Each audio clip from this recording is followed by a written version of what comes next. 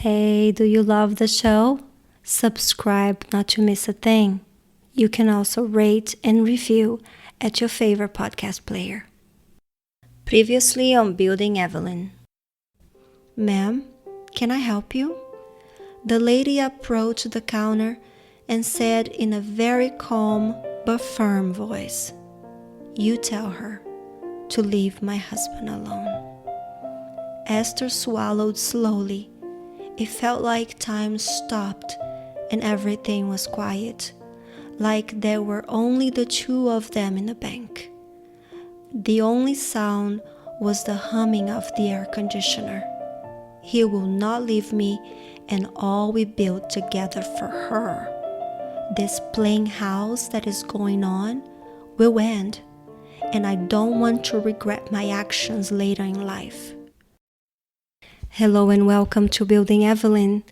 This story is based in true events, but written with a bit of fiction.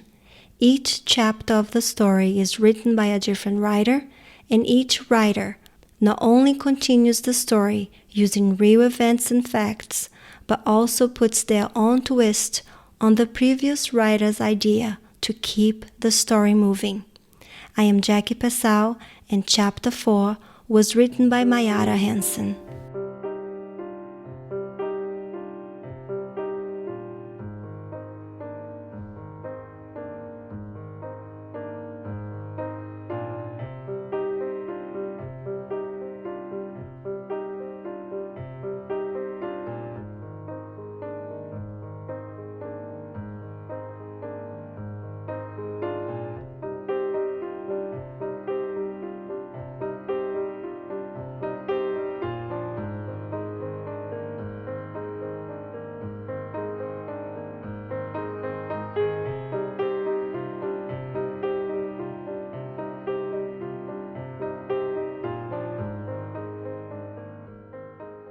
Miss Josie always rose before the sun. She would sit up on her squeaky bed carefully, in order not to wake her husband, and pray the Lord's Prayer before getting up to walk to the chapel located near the front of the property. In the bathroom, she would lean over a large aluminum bowl and wash her face using the cold water gathered in a pitcher the night before. There were no mirrors in her bathroom, but she did not mind. Vanity was never one of her sins when she was young, let alone now in her old age. All she cared about was being presentable and clean. She often wondered about how old age effortlessly shaves off so many of our sinful behaviors and tendencies. Some of the traps presented to our young selves can seem completely foolish later in life. She had prayed and wished her daughter Gracious would not have fallen for those traps, being a single young woman, but she did, and as any mother would, she often blamed herself for the errors of her children. When Gracious showed up pregnant with a married man's child, Miss Josie thought she would never again feel as embarrassed as she then felt. As a fervent Catholic, a leader in her small community, and a praying faithful woman who had the respect of her neighbors if nothing else, the failure of a daughter making such a mistake seemed too much to bear. Imagining the things that people around them could say about her and her daughter was almost as painful as if they were actually saying such things. But worst of all was the fact that her husband, Gracious' father, would perhaps never forgive his daughter or Miss Josie for what had happened. During those times, it was quite common for the wife to raise the children by herself. The teaching and disciplining of a child felt almost completely upon the mother's shoulders, and with that, the responsibility and blame for any mistake that child would make, even as adults. When done properly, the father figure in the family provided protection, stability, and respect. But other than that, the family was expected not to bother their patriarch or add to their responsibilities, which were already seen as such a heavy burdens. With that said, of course some fathers did act as an exception to the rule and actually gave love and attention to their children. Truth be told, Mr. Jerry Munoz was a mixture of both. He was not a very present father to his children, except to Gracious. He could be cold, distant, and far from perfect, but with all his faults, he was loving to Gracious. Miss Josie could still remember the day Gracious told her about her pregnancy, as if it were yesterday. She was washing some plates in the kitchen when Gracious came in and kept pacing back and forth nervously in the small kitchen until Miss Josie could stand it no longer and asked her, "What is the matter?" At first, she thought Gracious might have been fired from her job at the bank, which would be bad news for them, although she had faith God would provide. But Gracious seemed unable to muster the words, so Miss Josie put down the plate she was washing, dried her hands, and pulled out a chair from under the small square table in the kitchen for Gracious to sit down. "Mom, you are the one who needs to sit down," Gracious said gravely and teary-eyed. She went on to tell her mother she was pregnant and who the father was. Miss Josie was shocked she could only mutter indistinctively and call upon the Lord in between her muttering. "Father is going to throw me out," Gracious cried.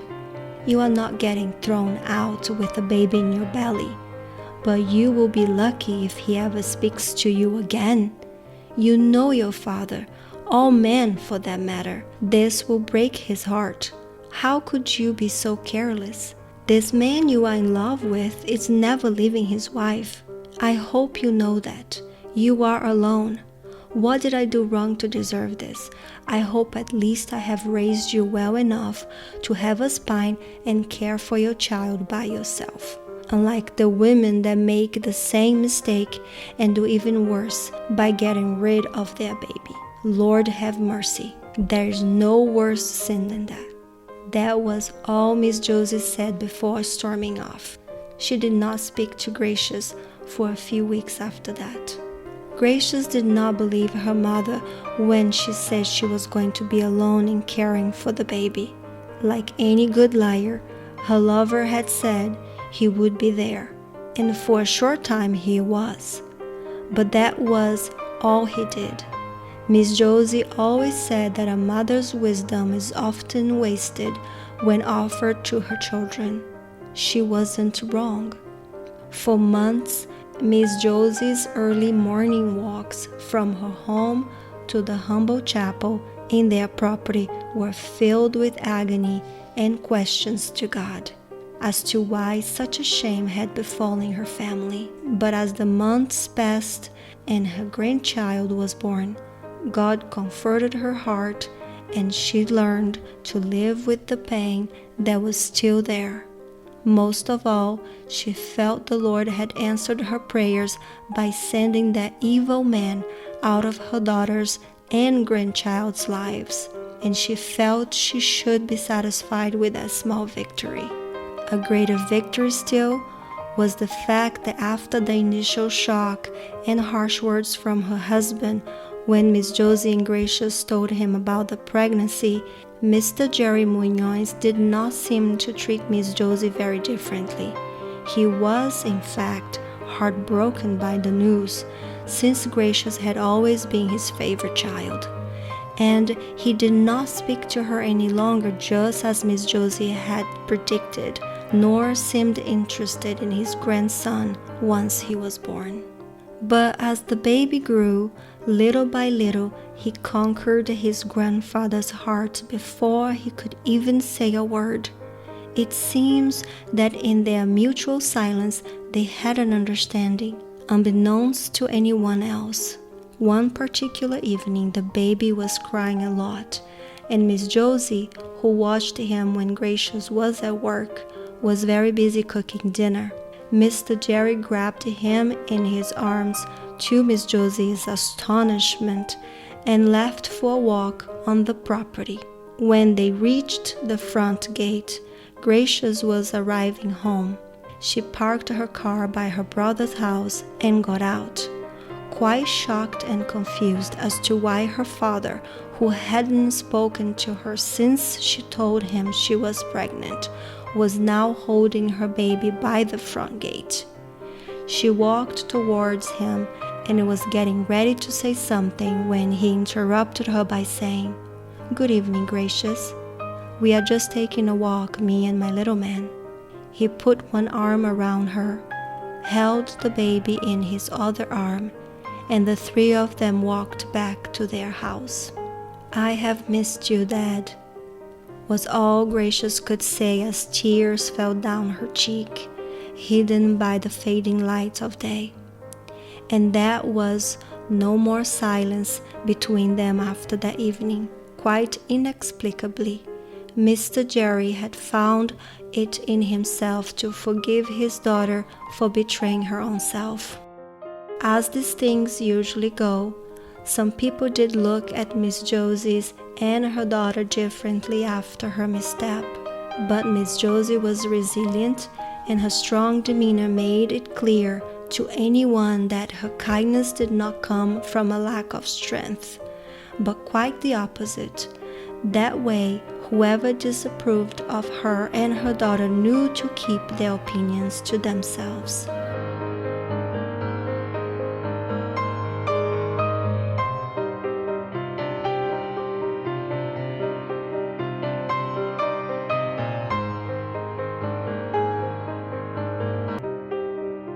Miss Josie Munoz took her daily morning walk to her chapel as a ritual since the chapel was first built.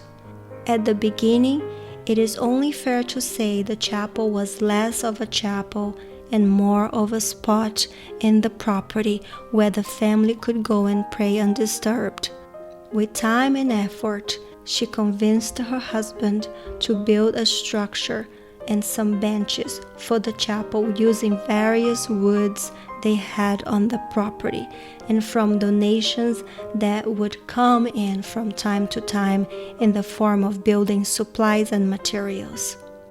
He did it, but did not seem interested in helping any further.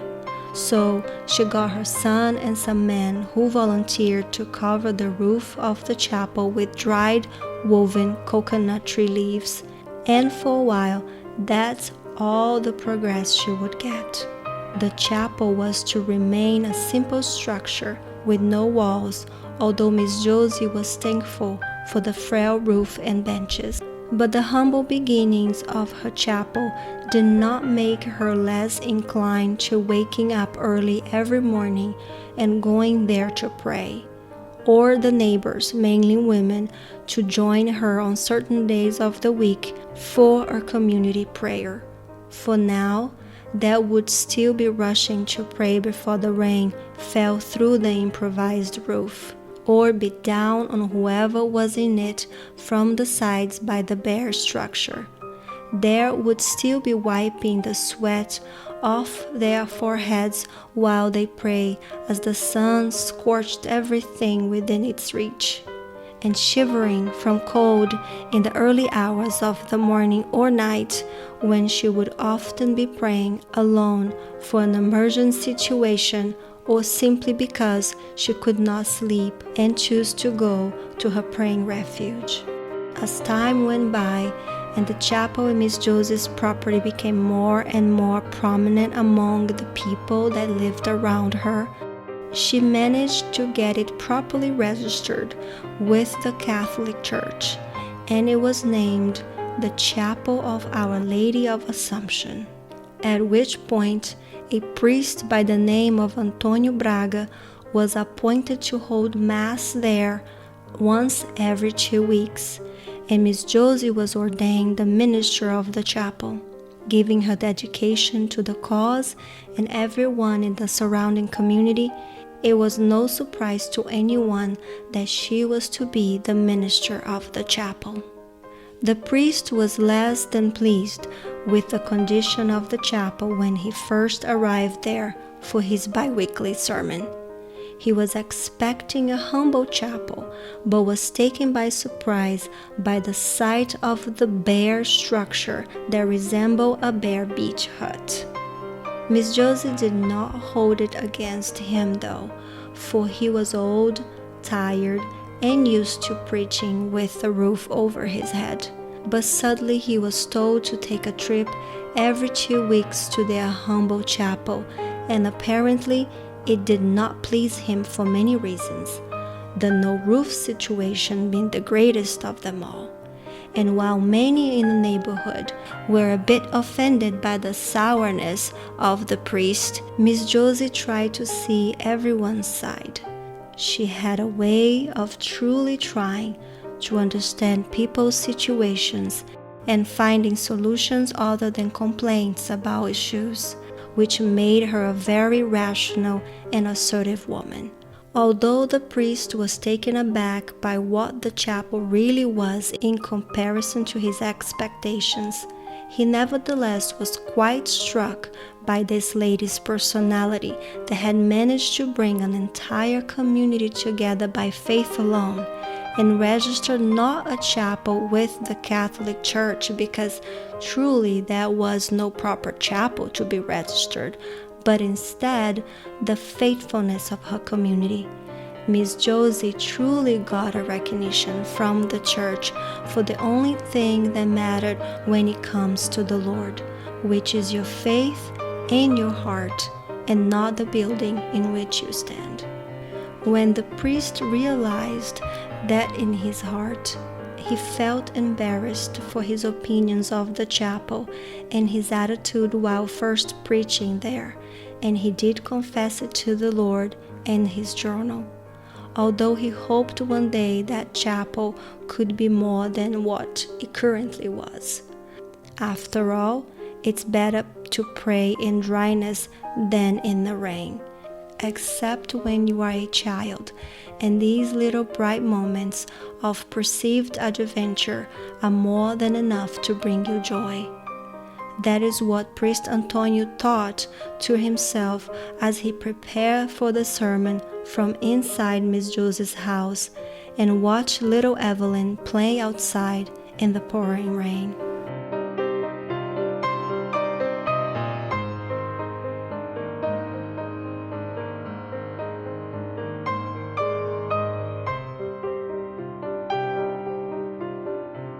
In those days, Miss Josie's house was the only one that had piped water available. The rest of the family in the property used a water pump to pull up their water from deep groundwater. The water pump was right in front of Evelyn's house. She did not do much for chores yet, but one of her few chores was to get water from the water pump a few times a day as her mother needed. As kids often do, she drew some joy out of mostly anything, even her chores.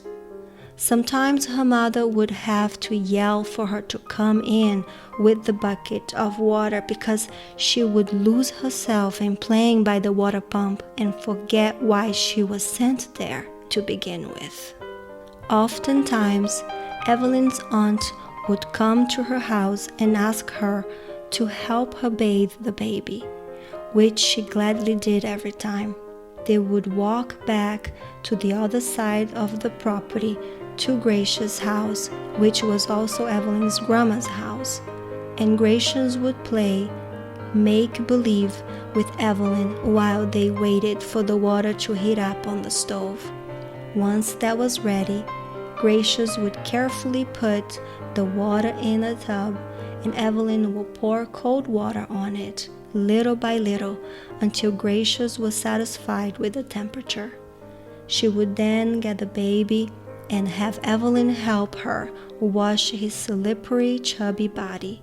Evelyn often wondered how her aunt could keep the baby from slipping through her fine, delicate hands.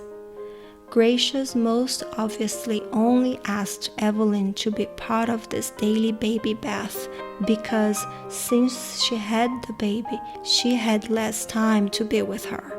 But she wanted very much to show Evelyn that she was still loved by her aunt, even though there was a new love in her life.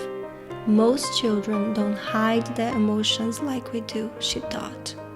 And she could see the semblance of sadness in Evelyn's eyes ever since she had the baby, with a distant, cold mother and a father going further down the solitary path of heavy drinking. Gracious was anxious to still be for Evelyn what she felt lacked in her household. However awkwardly, she did the job. After bathing the baby, Gracious would walk Evelyn back home. It was usually getting dark by that time, but the front gate was still open by then. Gracious' brother usually locked it by 10 p.m. There were only 2 gates in the property. The one by Evelyn's house was the front gate, and it was usually kept open during the day for the people in the neighborhood who wanted to stop by the chapel and pray. The other gate was located by Miss Josie's house. It used to be the only gate back in the day, but now it remained locked. Besides the people who came through the property to go to the chapel, some neighboring people would also go in to get water from their pump whenever their piped water would have any problems or get cut off for some reason. Women would come to the kitchen window and ask Evelyn's mother, Mary, to get some water. They would get the water and chat for a long time. What about? Evelyn did not know, but somehow it seemed that every person that came by their window was an intimate friend that felt comfortable talking about their entire lives to Evelyn's mom.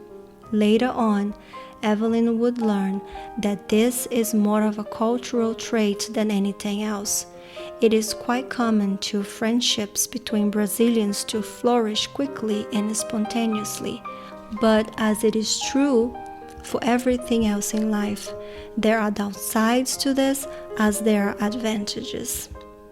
One disadvantage of the forward behavior of people there was the fact that people from the surrounding areas who wanted to walk to the avenue that was built by Miss Josie's property would take advantage of the open gate and use the property as a shortcut to get to the avenue. They would go into the property and walk across it to reach the empty lot located by it, and from there go towards the avenue beyond it. The open gate that was once open in good faith to the people who wanted to pray at the chapel was now being used by every sort of people that simply wanted a faster way to get to the avenue. Mary had great concern for this situation, for more than once she had caught kids stealing her vegetables or the fruits she would gather from the trees and sat by her kitchen window to dry after washing them. I would give these kids anything I have if they ask for it because they are hungry, but to steal it? Your mother needs to do something about this gate, Evelyn would hear her mother say to her father, her face flushed from running outside and kicking the robbers out of the property. We have children, Peace. You know there's a slum nearby. God forbid someone who is really evil come in here. You have to help me fix the situation. You have to talk to your mother, Mary whispered to Peace one night in the kitchen, trying not to wake the children. But he just sat there, looking at his almost empty drink. She had pushed for some sort of reaction from him on the same subject only 2 days prior, and he hit her across the face because she dumped his drink in a sink. But tonight she felt even more tired than usual, and chose to simply walk away. She lay in bed, looking at the ceiling, the night as dark as she was alone. She remembered the day she met Peace, and then she remembered getting married to him in her simple white dress all those years ago. She felt mad to remember how naive she had been back then, to believe that because she was getting married to that man, she would no longer be alone. There is no worse loneliness than when you have someone but they are not really there. Peace had not been there for years now. His only companion was the battle. He couldn't stand for anything worthwhile, and most days after dark he could not stand up at all. As Mary lay there, her heart hardened to her reality. She decided to speak to her mother-in-law the very next morning. She had wanted Peace to be with her as Miss Josie's son to add force to her request, but her voice was all she had, and it would have to do. As expected, Miss Josie refused to completely lock the gate as her daughter-in-law wished her to. She felt the chapel, which was now registered with the church, needed to be accessible to all who needed it. When it came to her beliefs and positions about religion and such matters, Miss Josie was more resolute than ever. And so, life continued as before, with people from all walks of life getting through the property as they wished. One evening, Evelyn was gathering a few buckets of water for her mother outside using the water pump when a man who had entered the property to cross over to the avenue started walking towards her house. Evelyn did not notice him until he was quite close by. He started talking to her, and she was very uneasy about it. Her little heart was pounding. She was so shy and nervous that a stranger was speaking to her. The man stood behind a few bushes, and when he acted like he might be getting close, Evelyn yelled for her mother, who came out of the house quickly and marched towards the man bravely. She told Evelyn to go inside and kept on walking towards the man and telling him to leave at once. As she approached him, she noticed he had one of his hands inside his pants. She started screaming at the top of her lungs when she saw that and yelled, "Pervert!" for all to hear. That's when the man started to run, and Peace, who was coming home from work, ran towards his wife, asking what had happened and who was the man running. She told him quickly what the man had done, and Peace turned around and ran furiously after the man, who was now out of the property. Peace caught up with him and started punching him vigorously. The man fought back, but he was no match for Peace, who was not only stronger, but a man who was terrified of what could have happened to his child had no one been around to stop this child abuser. All the neighbors and the family quickly gathered around the bloody scene, and Mary was now crying and asking him to stop before he killed the man. Thankfully, his brother got there and pulled Peace out of the fight. The man, who could barely walk now, peeled himself off the floor and limped his way out of the crowd, while Peace screamed that if he ever showed his face there again, he would kill him on the spot. Everyone, now shocked and all agreeing that the trespassers had gotten out of control, went into their homes, surprised by Peace's reaction. Some were saying he was drunk, others said they would have done the same, but the truth was that for the first time in many years, Peace was more alive and alert than ever. there was no alcohol in his blood, and it might seem odd for him to admit to others, but as his wife cleaned his bloody and swollen fist in the kitchen a few minutes later, he felt proud for finding out he had something in him worth having.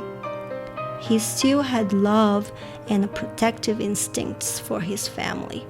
Ever since he was young, he felt the shadow that followed his father and dragged him into heavy drinking would also follow him.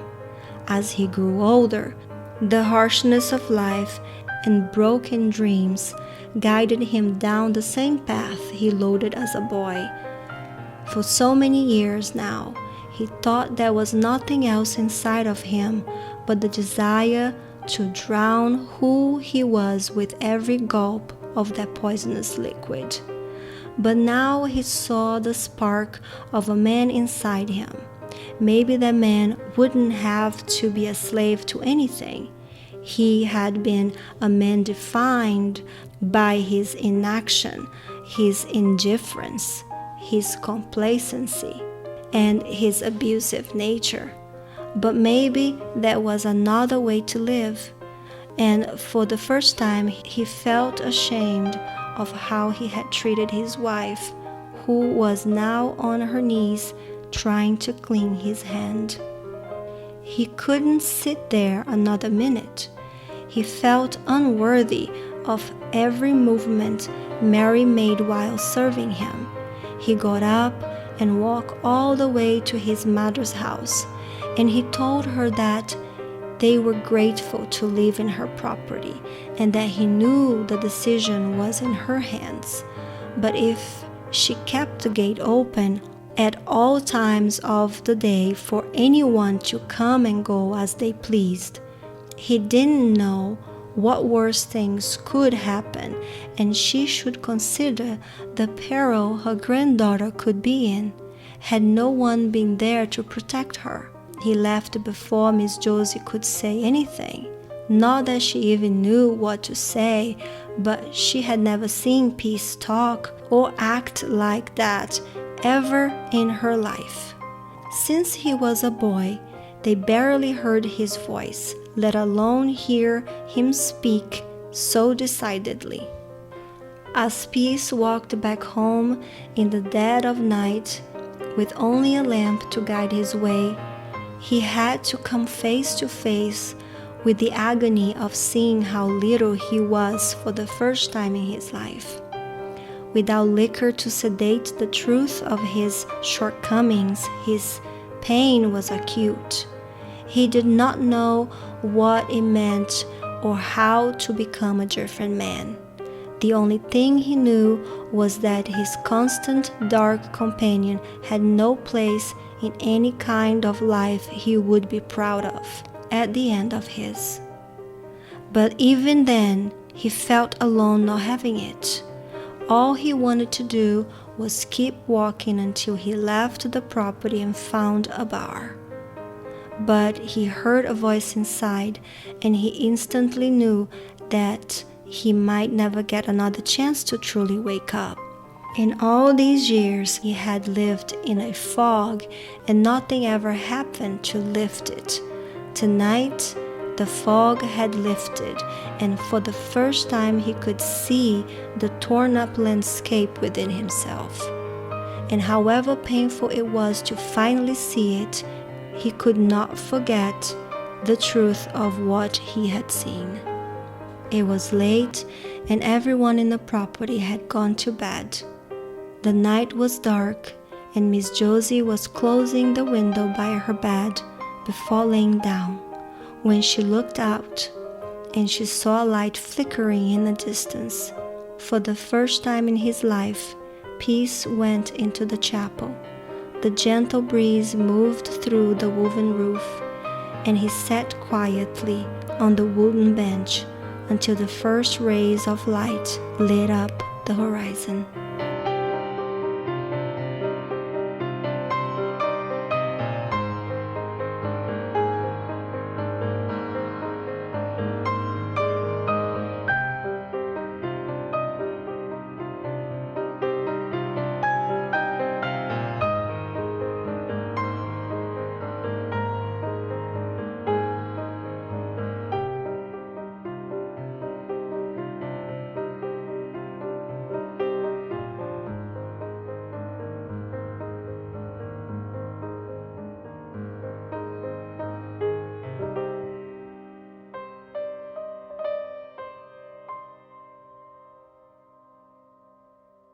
Building Evelyn's original story, narration, and production by Jackie Pesal. Chapter 4 was written by Maiara Hanson. Her email is mairahanson@outlook.com if you wish to contact her. Music by Clark James. You can listen to his amazing music on Spotify, SoundCloud, and Google Play. To learn more, visit clarkjamespiano.com or find him on Facebook or Amazon. I hope you find this podcast entertaining. If you are interested in contributing a song or to write the next chapter of the story, submit an email at info@buildingevelyn.com and we will consider featuring it. If you want to get in touch with us, find us on WhatsApp at 513-580-4595. For more chapters, listen on your favorite podcast player, our YouTube channel, or head over to our site at BLDGEVELYN.com. There is BLDGEVELYN.com. And while you are there, consider clicking the donate link. That would be so nice of you.